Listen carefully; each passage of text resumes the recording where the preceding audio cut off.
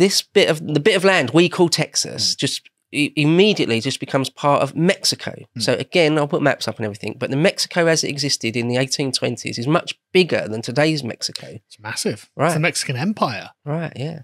Which is, again, a very generous way of framing it, because the much of the imperial territory would have been barren. Right. Empty. Well, like the Mojave Desert, places like New Mexico, Arizona. Much of California. You're right. Southern California. We own this. Yeah, what do you own? Well, it's desert. There are 5 people living here, but it's ours. Yeah. Places like Nevada, Utah, Southern California. Northern California is very, very lush. I've been to Northern California, the giant redwoods. Yeah. Southern California is much, much more arid. Yes. I mean, well, big chunks of it are just desert, basically. Yeah. I went there. Didn't like it. Lots of desert. Yeah. Can't stand it.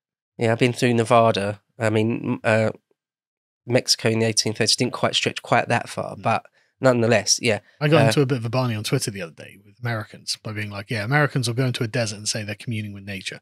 So there's no nature there. It's barren rock.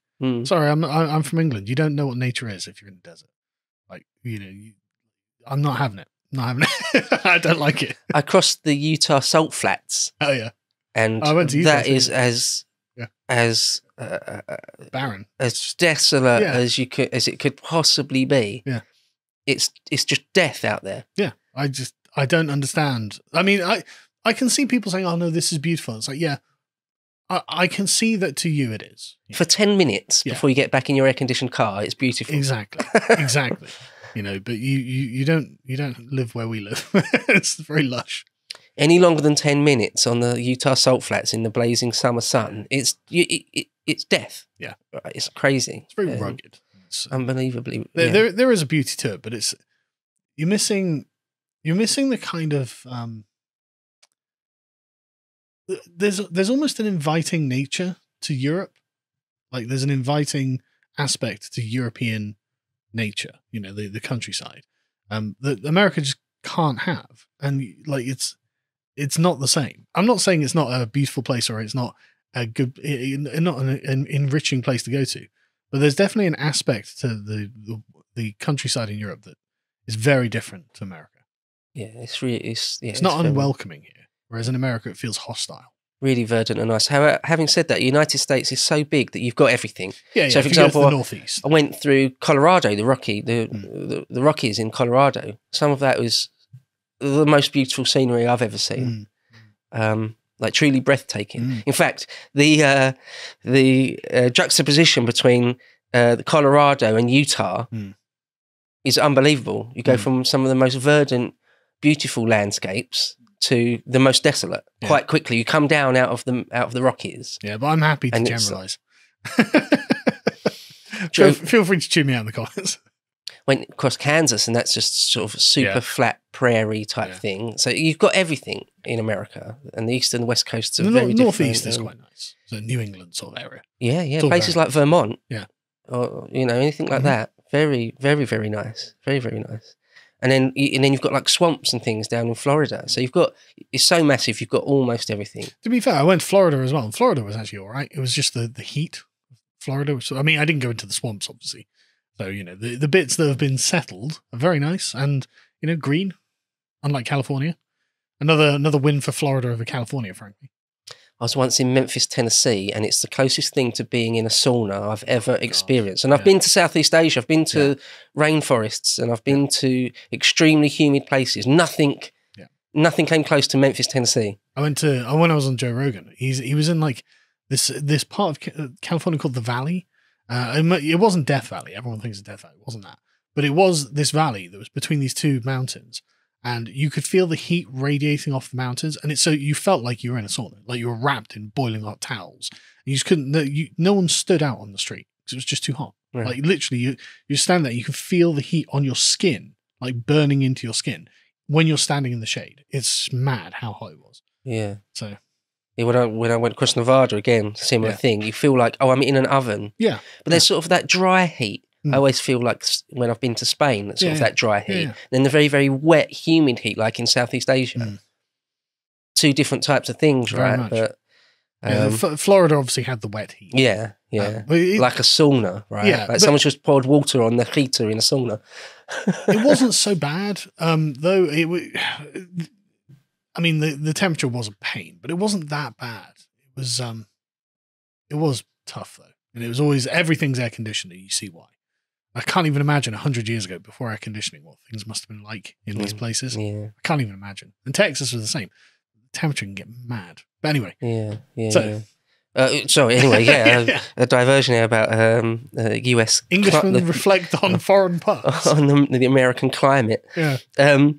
So... We don't like it. Yeah, it's too hot. And in other places it's too cold. And anyway. Yeah, up in Alaska. Well, not even there, Minnesota. Like, just an unbelievable amount of snow. Oh, right, yeah. Like places like in Chicago can get, terribly, terribly cold. Yeah, anyway. So enough about MAGA country. A bit about Mexico then. So they declared their independence from Spain, won their independence off of Spain. And their country was massive and included sort of, modern Texas. Yeah. And it was even then still almost entirely unpopulated. I've heard people say there was only 2, 3 odd, maybe 4, absolute most 1,000 Mexican or Spanish settlers there. So for a piece of land as big as Texas is, almost unpopulated. Yeah, we wouldn't really recognize it as having a population, right? So in order to make it, to govern it properly and to try and stop Apache and other Indian endless raids, they wanted to populate it. The French had failed, the Spanish had failed, the Mexicans are sort of failing to do it. So they actually encouraged Americans to go there. People from the southern states. Oh, really? People from places like Virginia and Tennessee. I did wonder how Texas became anglicized, shall we say. I always wondered why they moved there, because as I understand it, it was a province of Mexico. So why would you have a load of Anglo-Americans there?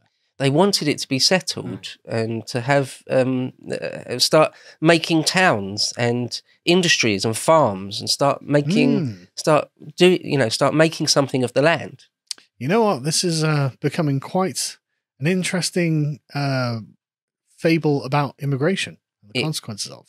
It is actually. It very much is, because Anglos started flooding there.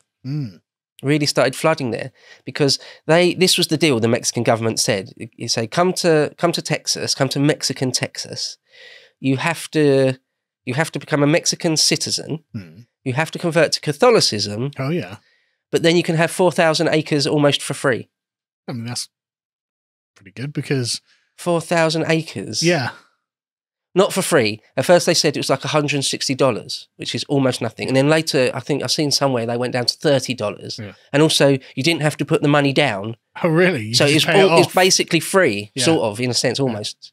You just pay it off by farming for a few years. And so the American dream, lots of people from Europe go to the Americas for this dream, having your own plot of land and working it. Well, Mexico's offering you a better dream than America even, right here. Yeah. All you've got to do is move out into the vast, open, almost empty plains of Texas, convert to Catholicism, and become a Mexican citizen, and then you can have your own 4,000 acres. It's mad. It's crazy, actually. Like all you have to do is get on a boat and somehow get to that. Just cross the stretch of water, and then you'll be put up in a 5-star hotel. Yeah. Well, it's a very attractive deal. Put it that way. It is a very attractive deal, isn't it? Which one are we talking about here? It's so attractive that anyone that was sort of that sort of was of the mind to up and move, because not everyone wants to do that, sort of loads did. So in the space of just a few years, a couple of decades, Texas was flooded by about 30,000 Anglos. Bloody hell.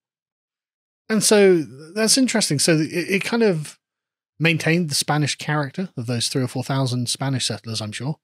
It did. So by that time, there was a few more Tejanos. So something like 7,000, 8,000 Tejanos and 30,000 Anglos, and 10,000, 15,000 slaves.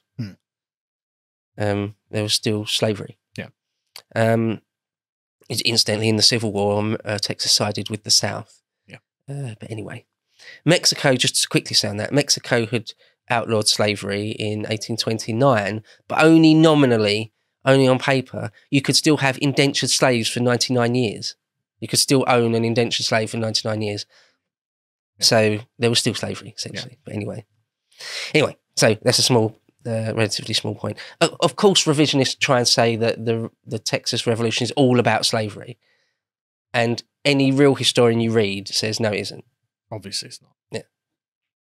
It's an element to it, but it's not all about that whatsoever. Mm. But I think I heard they teach that in primary schools in Texas now. Really? Of course, yeah. I mean, of course they do. Leftist teach your children. So by the 1830s, the Anglos, so-called Anglos, had flooded in. Yeah.